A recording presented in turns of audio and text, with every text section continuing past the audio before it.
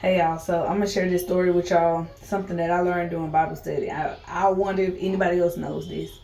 So last night I was doing Bible study, and the story I was on was when Jesus was preaching to a group of men, and then one of the men asked him, Jesus, how can I get into heaven? And Jesus was like, well, you're supposed to love God with all your heart and soul and also love your neighbor. And so the man was like, well, who really is my neighbor? Like, who could be considered my neighbor? So Jesus told him this story. And it was about a Jew who was leaving town. So he was on his way to another town. And as he's on his journey, he gets robbed by these two guys. They beat him up real bad. They even like almost kill him. They take his clothes and everything. And they left him for dead. So while he's laying on the road barely alive, a priest comes up. He was walking by. And the priest was like, wow, this man looks like he is almost dead. But I am already late to where I gotta go, so I'm gonna leave him here. Maybe somebody else will come and save him because I gotta go. So the priest dips out. And a couple of hours later, a Levite comes strolling by. He looks at the man and he says, I don't know if this man is dead, but he's almost dead because look how much blood he done lost. But I ain't nothing I can do because, I mean, he's already half dead, so ain't no sense in me trying to do nothing. So I'm going to go on about my way, too. Mind you, part of a Levite's job is to assist priests in the house of the Lord. Anyway, so a couple of hours later, a Samaritan guy comes walking through with his donkey.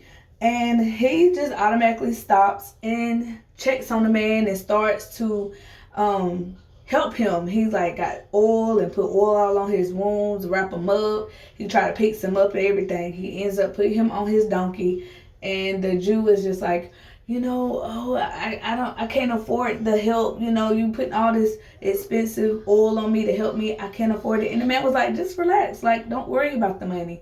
Now, mind you, everybody knew in the Bible during that time that Jews did not like Samaritan people. They did not like them. They treated them nasty. They just disrespected them. They didn't care for them. So technically, the Jews and the Samaritans were enemies. So for that guy to help him, like that was out of the ordinary. You know what I'm saying? But the guy wasn't even thinking about that. He was just like, you know what? I'm going to help him because he needs help.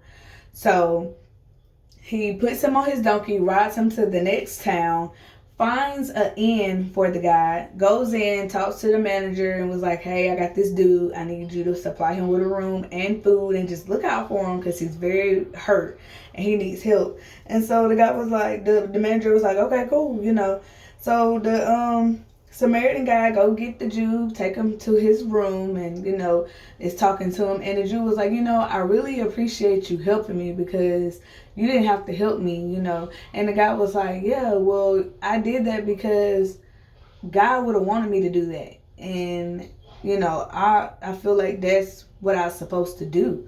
And so the man was like, well, I do appreciate that. And it just, that just was God working through that man, even though the priest and the Levite did not do anything. And so as I'm listening to this story, I'm like, dang, that was a good Samaritan. And I was like, dang, that's where we get that phrase from, a good Samaritan. And it made me think like, dang, we use that word a lot. They even use it in court. They use that as a court term, a Samaritan, a good Samaritan, okay? So I was thinking like, dang, that's just proof that Jesus is real, that we just still use his words, even believers and non-believers. Because some non-believers do use that word and don't even know the original meaning of it. But a Samaritan was literally like a nationality in the Bible. Crazy, right?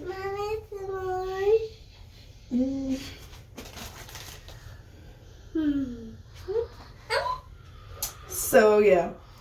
But that's what it means why I love your enemies, because you're not always going to be helping somebody that you like. Sometimes you're going to help people that you're not expected to like. You're not expected to help. So you give God the glory. You show God's glory by helping those that you're not even expected to help.